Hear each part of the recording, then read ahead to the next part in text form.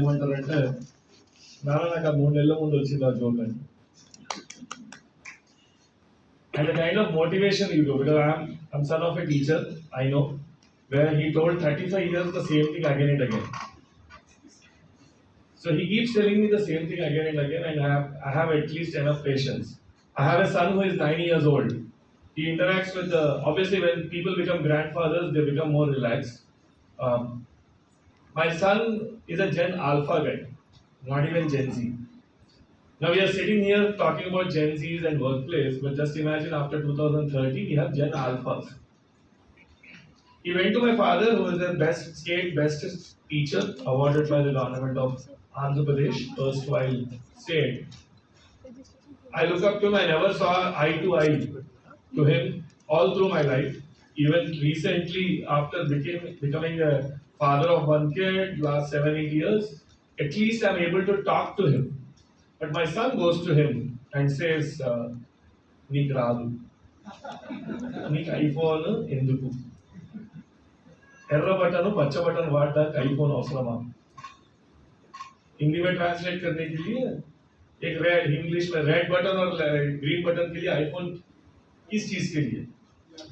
And this guy is 9 years old. Why am I starting this with this metaphor or an example here?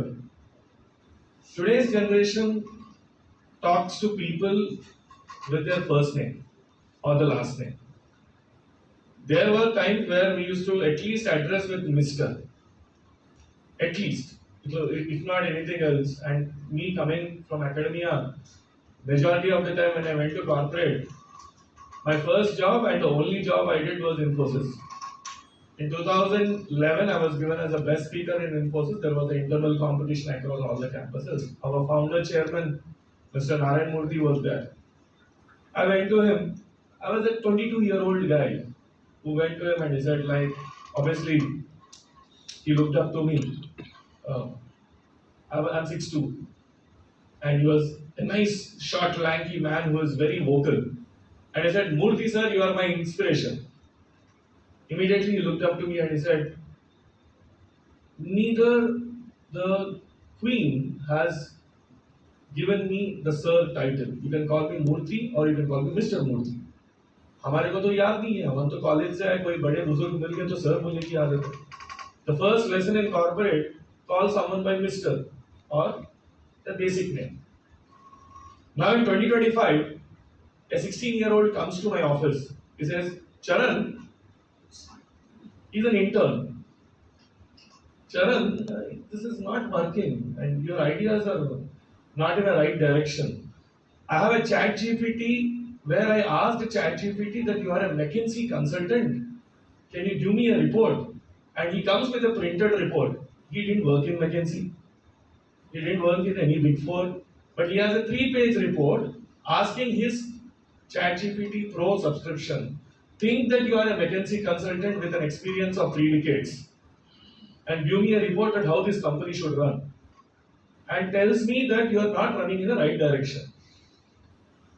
So why am I starting my session today? Because Gen Z and productivity in the workplace, you will face more such people in the office now, where they'll just want their opinion to be respected. And this generation is not distracted generation. This generation has too many options. And this is the toughest generation to survive.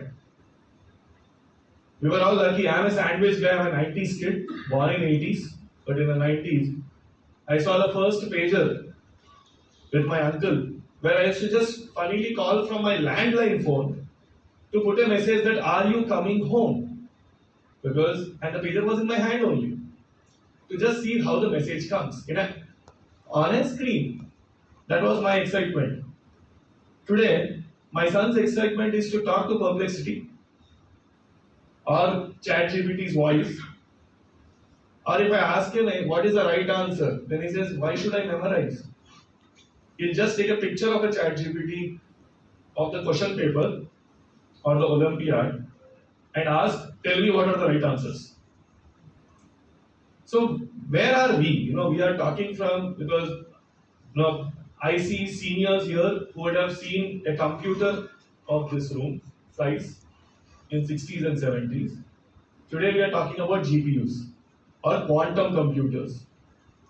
So there's a huge difference from a baby boomer to a Gen X to a millennial, which is Gen Y, and a Gen Z and a Gen Alpha now. And FYI, 2025 Jan this year, Gen Beta started. 2025 Jan, if someone is born in Jan 2025, it's called as Gen Beta, where you might not be surprised if they don't even study after 12th. You might see a situation after 2035 or 2038, they won't even study any degrees also. It will be very irrelevant. So to start with, there are 3-4 points which are written down. I was thinking, can I put a PowerPoint today? So obviously one of fellow HMA members asked, is there any PowerPoint will you display? The first thing, if I'm talking about Gen Z, why should I have a deck first? Because that's the first red flag.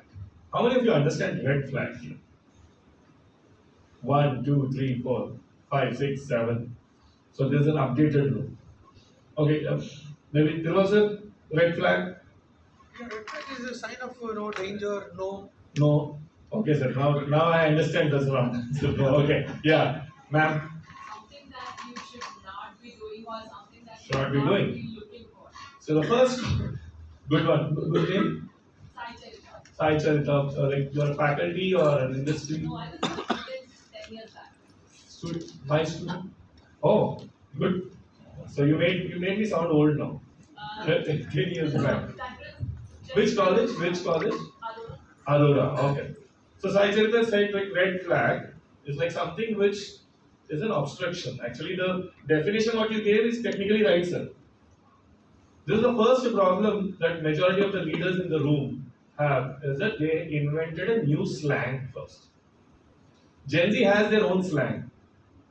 They will talk in English which is not understood by you. They'll say, it looks sus. There's something sus in this room.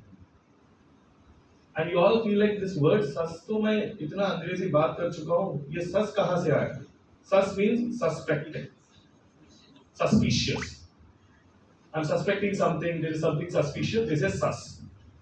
This is sigma. ये शब्द हम कभी सुने ही नहीं. Sigma means we all studied in math, right? Then there's a symbol called math, summation, sigma. That's a new language. So Gen Z invented a new slang to have conversations first. So here I see an email generation, a letter generation, a message generation, where if we type a capital letter, it means that we are angry. And I still remember my manager giving a training workshop in Infosys. Be careful when you are typing an email to a client where there are caps on. Or if there is something which is written in red color, it means that you are angry or whatever it is. Now just imagine people using shortcuts, WhatsApp messages, and just telling, I'm not feeling good because I had a breakup today, so I don't want to stay back in the office. This is what an intern types a mail.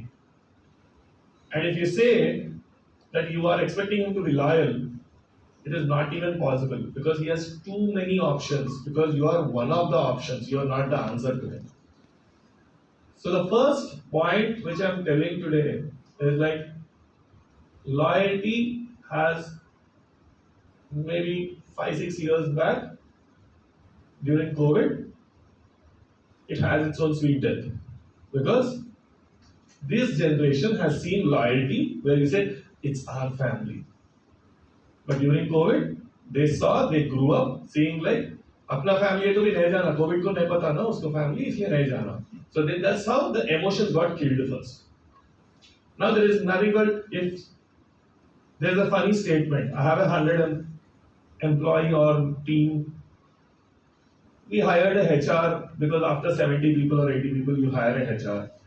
Last month they were all Gen Zs. 94% are Gen Zs in my office. Technically above 30, there are me, maybe about a couple of people more. So my HR, she's around 32. She worked in software and she came back, she wanted to work in a startup. And we were having a town hall and she walked up to the place and she said, we are all one family. and पीछे से एक आवाज आ गया. I didn't choose it. Because family is something which you don't choose according to Gen Z. Because you are born into a family, you don't choose a family. And there's आवाज आ गया पीछे से, they're saying like, no, we are a team, we are not a family. Just imagine 10 years back, every HR comes to office and says we are one family, we are one unit. Now Gen Z, it's a big red flag saying that you're not a family, we are all colleagues. Some of them are my friends. We are colleagues, there's a differentiation, there's a clear cut. The reason why I'm saying this, because in the workplace, today we have to draw those lines in a more thicker fashion. If we are not upgrading, it's like we all become a great medicine with an expiry date. We are a great medicines. You all are great medicines. Just imagine a great costly medicine. After the expiry date, you don't take it. It's a great medicine. We respect it. But after the expiry date, you don't consume that medicine. Because you understand that it is not working. That is not working for today. It's almost like if you want to teach patients, give a Pentium 4 processor for someone, not even COBOL, not even mainframes. I'm talking about Pentium 4, which was considered as duo-core processor in 98, 2000, as something which is very advanced. To a today's kid and ask him to play one video game, which is launched in 2025. It will get stuck. And that is the state of all the CXOs and leaders today in the offices now. Because your version is not updated. You can't work with the similar version, which is a latest version, which is instilled or installed in P2. Moving to the second point. Am I boring, I guess? Maybe the timing and the winter, it looks. I think I still feel like this is Dehradun, thanks to the climate, where I'm talking to all the civil servants across the country, where they feel like it's a mandatory training which we all have to go through. It almost looks like a teacher training which happens at the start of academic year. They go there,